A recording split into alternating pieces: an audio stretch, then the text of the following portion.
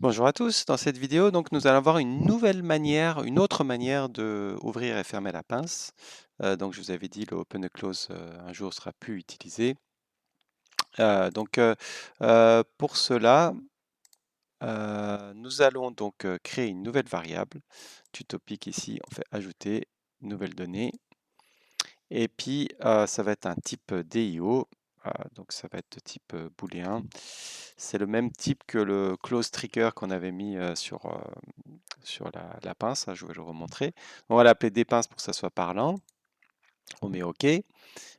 Ici, je vous montre là le close trigger de tout à l'heure. Vous voyez, c'est aussi type DIO.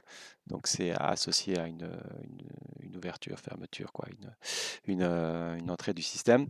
Donc pour l'instant, euh, là, notre dépince, il fait rien. Donc, en fait, il est connecté à rien pour l'instant. Donc, ça risque pas de marcher. Donc, on va mettre un dépince, on va mettre trou, on va dire trou pour ouvrir et puis close pour fermer.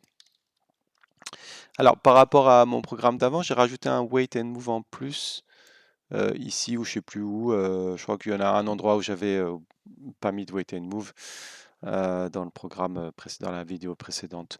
Après, on n'est pas obligé de mettre tout le temps des wait and move à la fin de chaque mouvement, mais pour notre programme à nous, voilà, comme ça c'est un peu plus clair, parce que si on met pas de wait and move, il peut enchaîner les mouvements. Je vous ai déjà dit. On peut avoir des surprises. Donc, j'ai mis close, donc ça c'est true, false, pardon, false. Et ici, on va mettre des pinces. Donc, on va voir s'il ouvre ou s'il ferme.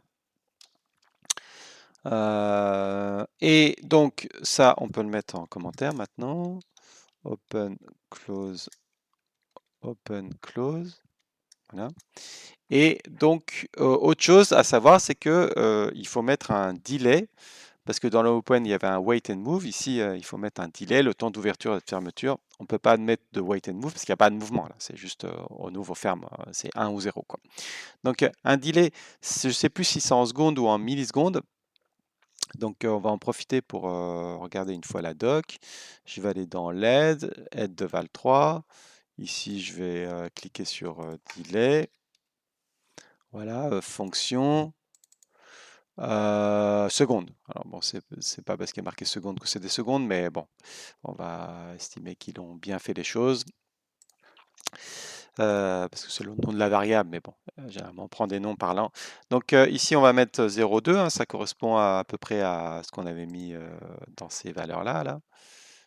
Ici, dans ces valeurs-là, et puis dans les valeurs de ttool aussi, hein. Vous vous rappelez, dans la variable ttool, il y avait des temps d'ouverture, temps de fermeture. Donc là, delay, c'est pareil, 0,2, et là aussi un delay de 0,2. Voilà, et évidemment, maintenant, il faut lui dire que cette variable est connectée à cette entrée que nous avions. Donc, on double-clique sur des pinces. Donc, il nous dit bah, c'est connecté à quoi? Et on va le connecter donc à notre sortie là de tout à l'heure. C'est toujours le même ici. Donc, on sauvegarde. On va dans la vue 3D. On va ici faire reload. Yes. On va dans panneau de config Val3 là, on clique et puis on met un run et on va voir. Donc j'ai mis un mouvement faible. On va voir si ça marche. Donc pour l'instant c'est ouvert. Donc là il arrive, il descend à l'approche, il ferme la pince, il remonte, il redescend, il ferme la pince.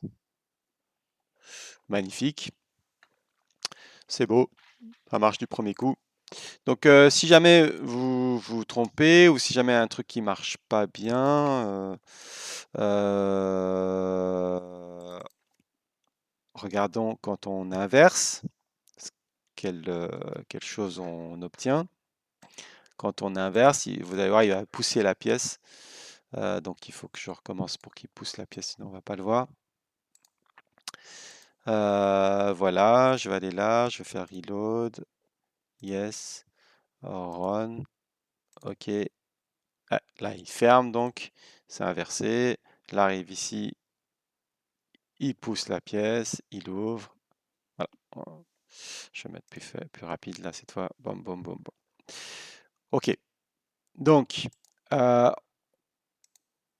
dernière chose qu'on peut tester. Alors là, c'est lié à Close Trigger, donc on n'utilise pas Close Trigger, donc ça ne devrait pas influencer, quoi. Donc, euh, si là on met le signal, j'imagine, des pinces et qu'on inverse ça, ça inverserait le sens de true ou false. Donc, c'est pas notre problème. True, hop, false et true.